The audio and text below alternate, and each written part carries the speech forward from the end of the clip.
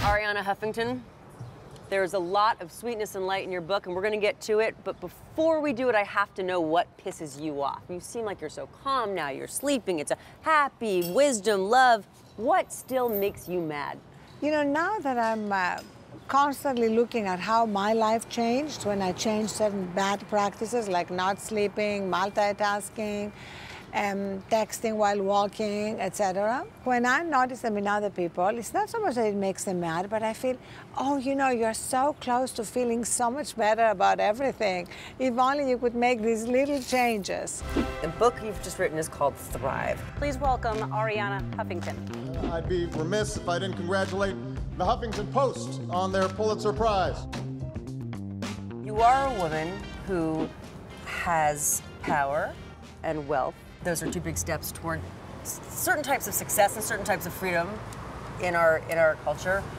Is it easier for a woman who's checked off the first two metrics to get to the wonder and giving and well-being, etc.? The more successful you are, the more demands there are on your time, the more opportunities there are, and the more of a temptation to be perpetually plugged in. So I think that everything that I suggest makes a big difference in thriving is equally applicable whether you're at the top of the world or struggling to put food on the table. Okay, so what are small steps that people can do to go from chaos to calm?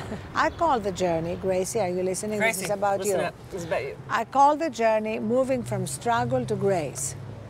From struggle to grace. Exactly. Start by getting 30 minutes more sleep a night than you're getting right now. When you begin to feel better, more creative, less stressed, you will begin to naturally add more sleep.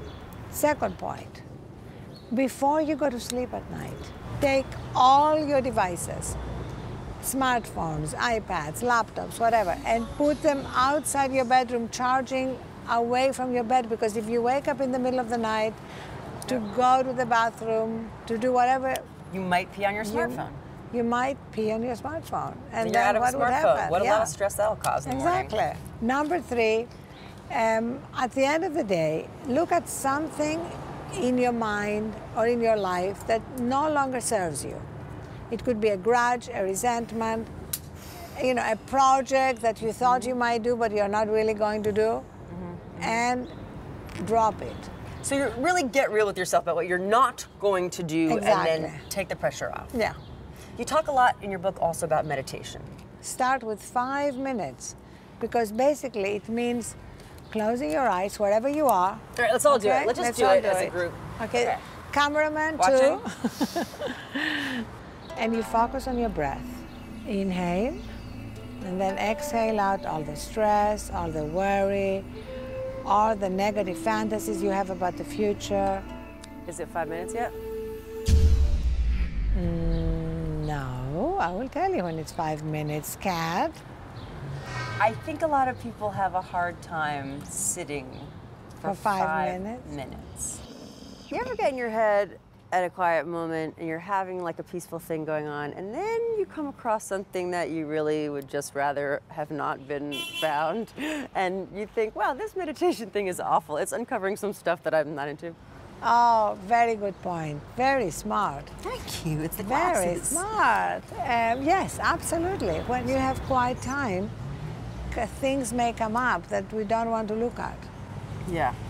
And then what happens? We can spend the rest of our life just being distracted and avoiding whatever it is that we don't want to look at. Avoiding our lives. Well, some people might say that's so happy. You're so happy if you're not looking at stuff you don't want to look at, and then it's all good, and then you just... And then you die. Right, but you've been happy, as opposed to spending your time going over the stuff that's making you really bummed out. Yeah, the data shows that you're not exactly happy when you do that.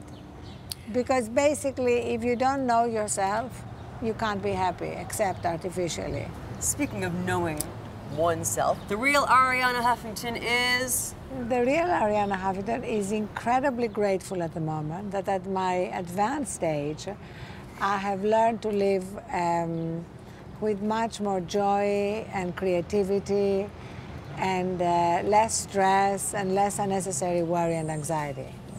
Well, I'll tell you what, whatever it is you got, sister, I want it. You are the most self-assured yet calm and kind gal I've met on this Stoop in a while. So thank you. Thank you so much, come and back thank anytime. you, Gracie. She's clearly feeling so much I calmer. know, you see, she's calm, she's having a nap.